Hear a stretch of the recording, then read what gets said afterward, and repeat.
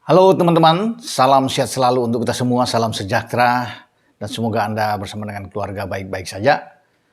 Sekarang dengan Bung Ropan, kita akan mereview hasil-hasil pertandingan yang dimainkan pada dini hari atau buka di tahun baru Januari 2023. Arsenal yang sedang memimpin klasemen sayang sekali tertahan di Emirates di markas mereka di hadapan publik mereka setelah bertarung melawan Newcastle, salah satu pesaing mereka yang ada di zona Champions. Kalau saja Arsenal bisa memenangkan laga melawan Newcastle, mereka akan unggul 10 poin dari peringkat kedua atau juara bertahan Manchester City. Dengan ketambahan 1 poin dari hasil pertandingan 0-0 ketika mereka ditahan oleh Newcastle, mereka masih unggul 8 poin atas City dan tetap 9 poin di atas Newcastle. Sekarang Arsenal memiliki 44 poin dengan City 36 poin dan Newcastle dengan 35 poin. Pertarungan di zona Champions semakin seru dan kalau saja pasukan Mikel Arteta ini bisa mendapatkan 3 poin di kandang mereka, ini akan membuat mereka tentunya semakin nyaman. Ini semakin sulit. Pep Guardiola bersama pasukannya City akan bekerja keras untuk bisa mengejar posisi dari Arsenal. Karena tidak mudah dengan ketinggalan 10 poin di saat Arsenal sedang konsisten, sedang dalam tren positif mereka. Dan Newcastle memberikan perlawanan juga, pertahanan yang kuat yang dibangun oleh Daniel Burn dan kawan-kawan di jantung pertahanan mereka sehingga menyulitkan bagi Bukayo Saka dan kawan-kawan untuk mencetak sebiji gol pun. Walaupun sebenarnya dari statistik, dari semua aspek Arsenal unggul ya dalam percobaan menembak on target dan Newcastle bahkan hanya 1 on target yang mereka dapatkan. Dan bagi Newcastle ini suatu hal yang bagus karena mereka akan menerima Arsenal dalam pertandingan berikut di St. James Park. Jadi yang penting mereka tidak kalah bagi pasukan Eddie Howe ini. Justru bagi pasukan Arteta yang sangat-sangat disayangkan ya mereka. Tapi tidak mengapa. Mereka juga tidak kalah, 1 poin ini cukup buat mereka untuk mereka tetap nyaman yang ada di puncak klasmen. Sehingga ini akan fokus bagi Arsenal untuk melakukan pertandingan derby melawan Tottenham Hotspur pada pekan depan di mana mereka berkunjung ke markas Hotspur. Hotspur sedang oleng setelah dihantam oleh Aston Villa dan membuat Hotspur sekarang turun di peringkat kelima. Bahkan posisi Hotspur dengan peringkat keempat yang ditempati MU terpaut 5 poin saat ini setelah MU kemarin juga mencatat kemenangan telak di Old Trafford atas Bournemouth, tamu mereka dengan 3-0. Saya akan berbicara dengan MU setelah mereview hasil dari Arsenal dan Newcastle ini. Ya, kembali ke Arsenal, Arsenal juga akan bersiap menghadapi MU nantinya pada 22 Januari nanti. Jadi ada 2 pertandingan ke depan ini yang harus fokus bagi Arteta. Kalau sampai kehilangan angka ini sangat bahaya buat mereka. Kemudian City bisa mengejar mereka, kemudian Newcastle juga bisa mengejar mereka ya. Termasuk dengan MU, ini akan semakin memanaskan suasana posisi di 4 besar. Tapi kalau Arsenal bisa melampaui ini, bisa melewati pertandingan itu bahkan dengan tidak kalah, ini bagus buat Arsenal.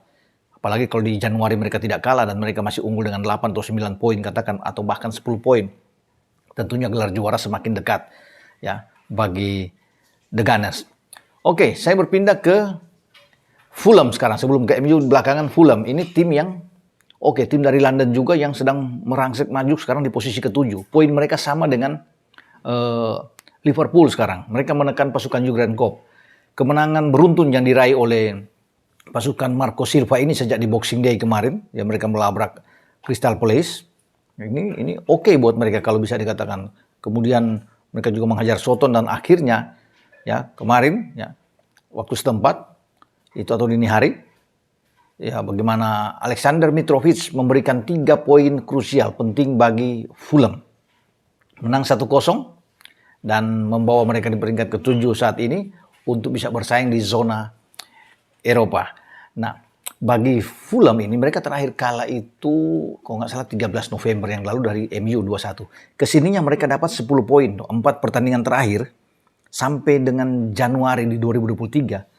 Itu udah 3 kemenangan dan hanya 1 imbang melawan West Ham, mereka imbang. Jadi 10 poin ini luar biasa bagi Fulham ya. Dan mereka memang sekarang paling tidak mengincar di zona Eropa.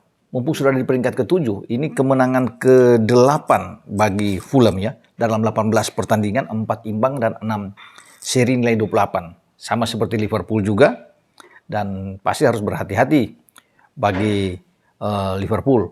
Fulham ini akan menghadapi Chelsea dalam pertandingan tunda ini di pekan ke-7 ya. Ini terjadi di pekan ke-7 sebenarnya, namun ditunda pada tanggal 13 Januari nanti. Fulham akan menjadi tuan rumah ya di Craven Cottage, markas mereka, dan kalau mereka bisa menang melawan Chelsea yang sedang tidak bagus-bagusnya, ini akan membuat mereka dalam posisi yang bagus untuk bisa meraih satu tiket paling tidak di zona Liga Eropa ini, karena kita bisa melihat Fulham ini sedang dalam tren yang positif juga. Ya. Dengan kekalahan bagi Leicester juga ketika di kandang, ini membuat menjadi kekalahan ke-11 bagi Leicester, dan musim ini mereka berada di peringkat ke-13.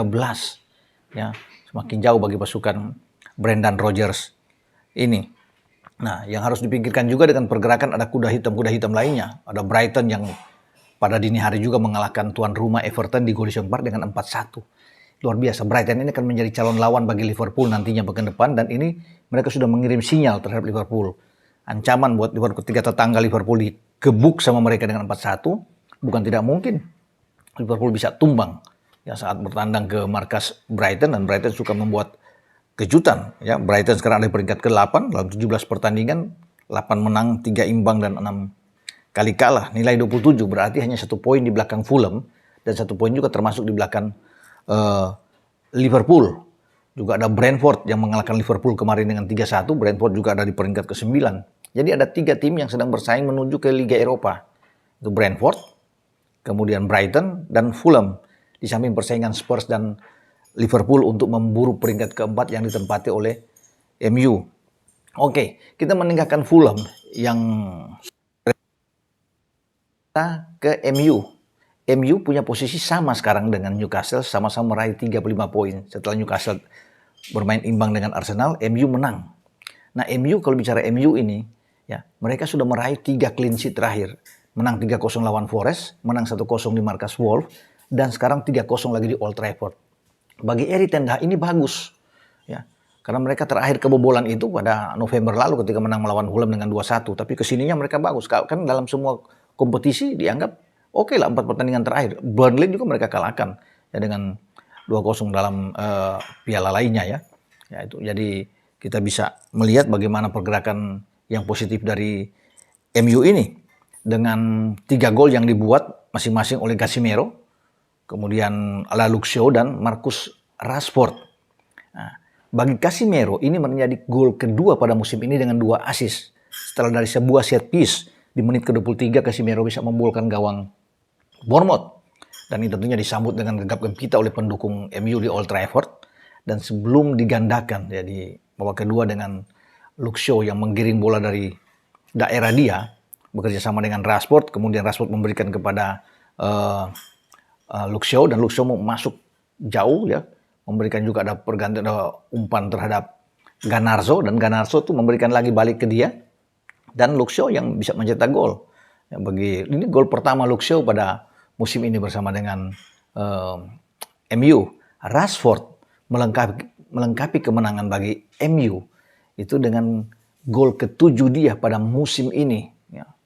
Hebat buat Rashford ini, terus naik performa Rashford, dan dia bisa mengunci dengan di menit ke-86 karena dia bermain dari awal. Rashford ini ditampilkan oleh Erik ten Hag. Itu ada pergerakan yang sangat bagus memang di sini. Ada umpan dari Luke Shaw, umpan panjang ya. Di sana dia melihat ada Bruno Fernandes, dan Bruno Fernandes itu hanya 1 sentuhan memberikan kepada Rashford yang kosong, dan Rashford bisa menjebolkan gawang lawan. Dan ini kita bisa melihat ya sekelumit saja bagaimana gol yang dibuat oleh Rashford. Ini dia. Ya, kita bisa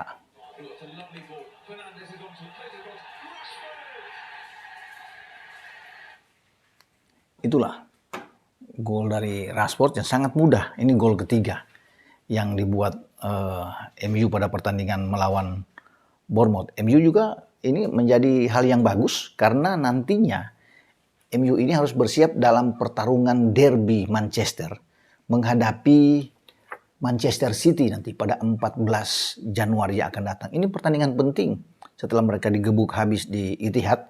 Sekarang mereka menyambut di saat mereka sedang bagus. Ya, kemudian City kemarin sempat tertahan ya melawan Everton di Etihad yang mestinya City bisa menang. Ini yang membuat agak terkejut juga. Nah, sekarang posisi dari MU bagus untuk menjamu tetangganya, juara bertahan dalam 2 musim terakhir. Dan kalau mereka bisa menang, ini akan lebih enak. Karena posisi MU dengan City itu hanya terpaut 1 poin. City 36, MU 35. Ya, sama seperti Newcastle 35. Nah, kalau MU menang, MU akan melewati ini. MU bisa ada di peringkat kedua. Dan ini suatu hal yang luar biasa.